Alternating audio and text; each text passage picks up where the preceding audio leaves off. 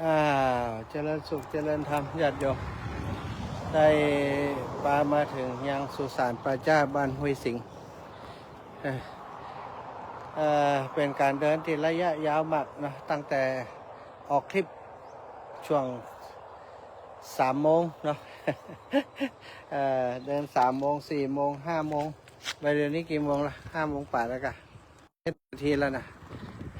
ตั้งแต่3 โมงถึง5 โมงบ่ได้พักเลยยิงยาวมาครับตอนนี้ได้มาถึงป่าจ้าละถึงสุสานถึงป่าจ้าละป่าจ้าบ้านห้วยสิงห์หมู่ 1ตำบลปงอำเภอปงจังหวัดพะเยาไม่กลับรับไม่ตื่นพื้นไม่มีว่าไก่จากวัดเนาะวัดห้วยสิงห์อยู่ติดกับวัดกว่าจะถึงได้เล่นเอาหอบเหมือนกันเล่นเอาหอบเหนื่อยเหมือนกันอดเอาลูกผู้ชายต้องอดทนเป็นตัวเจ้าต้องอดทน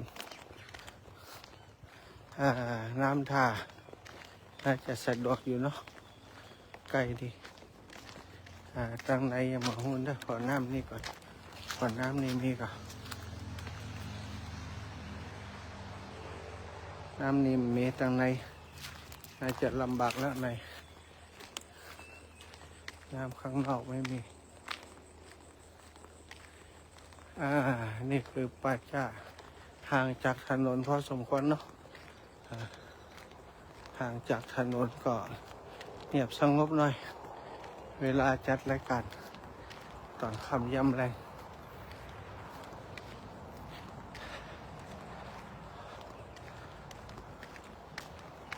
น่ากลัวจะมีปัญหาเรื่องน้ำเพราะน้ำในห้องน้ำมันแบบนี้ทุกที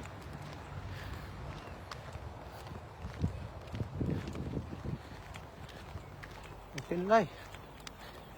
รวัดก็อยู่ใกล้ถ้าจะส่งน้ำ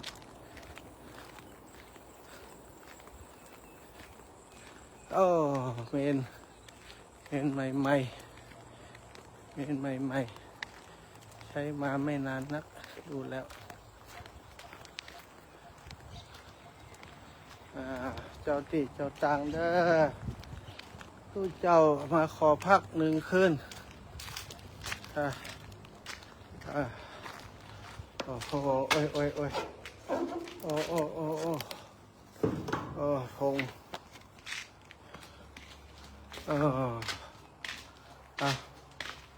ถึงแล้วปักหมุดเลยโอ้โหเหนื่อยมากหลายชั่วโมงยาวไปเดินยาวเกินไปเหนื่อยเดินไกลเกินไปไม่ได้พักเลยสาเหตุก็เพราะระหว่างทางบ่มีศาลาพักเลยบ่มีที่พักเหนื่อยหน่อยก็ต้องเดินไกลธรรมดาบางวันก็สบายบางวันก็เหนื่อยตอนเช้าก็สบายหน่อยเนาะตอนเช้านั่งรถตอนบ่ายเหนื่อยมากดูระบบไฟมาจากที่ไหนระบบน้ำห้องน้ำน่าจะไม่มีนะข้างหลังเนี่ยห้องน้ำพระไม่มีโอ้โหปลดภาระลงจากบ่าแล้วเบาวิวเลยนี่เขาเพิ่งมาทำอันนี้เพิ่งเสร็จไปเนาะทำที่อาสนะสงฆ์เพิ่งเสร็จไป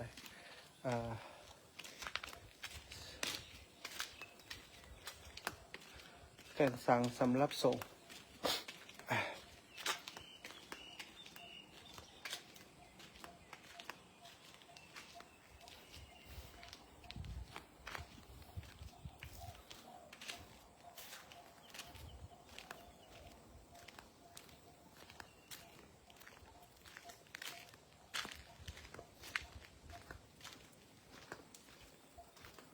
ถ อดีว่ามีน้ำติดมาพอดีติดน้ำมา1 ขวดใหญ่เบ้อเริ่มเลยจะส่งน้ำนั่นแหละอันนี้คือห้องน้ำไม่น่าจะมีน้ำอันนี้จะมีน้ำดูก่อนโอ้โหทางเข้าโหดจัง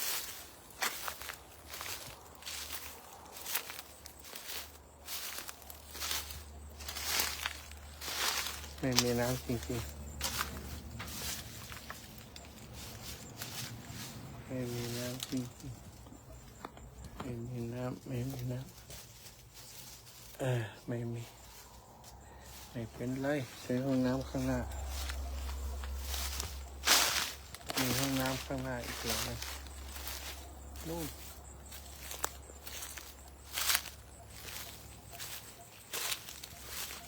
ตรงนี้น่าจะใช้ไฟจากที่อาคารหอประชุมมีอาคารหอประชุมอยู่นี่มีคัทเอาท์อยู่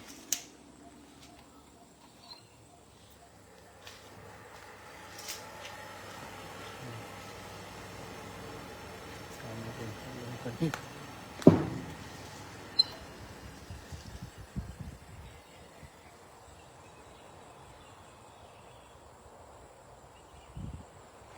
เป็นพัดลมตัวนี้สายไฟที่ไปทางนู้น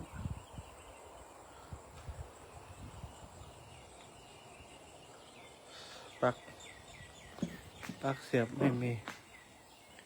โอเคตรวจสอบมีไฟแต่ว่ามันไม่มีปลั๊กเสียบก็ไม่เป็นไร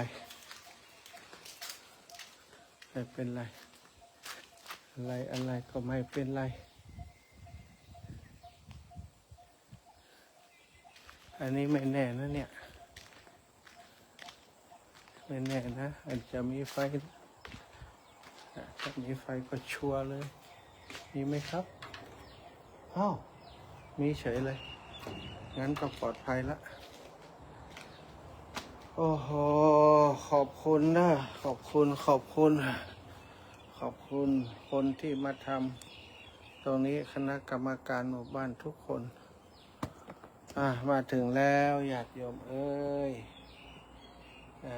ญาติโยมเอ้ยมาถึงแล้ว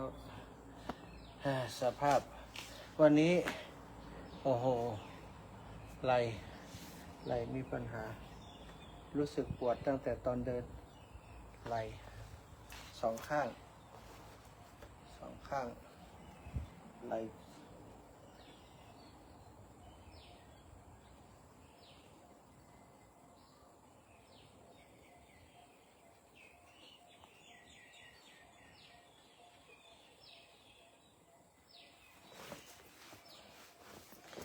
สภาพไหล่ตอนนี้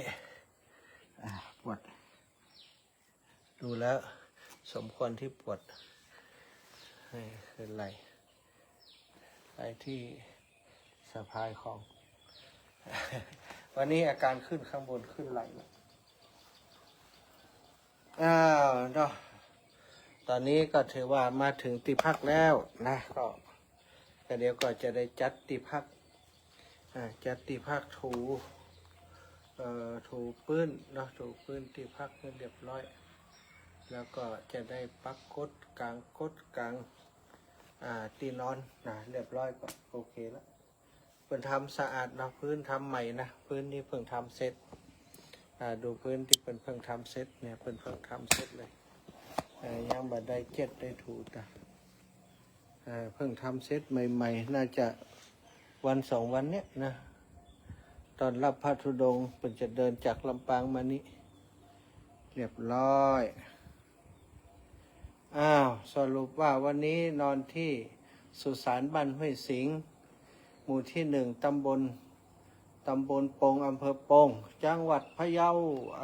ถึงที่พักแล้วนะโยมพ่อโยมแม่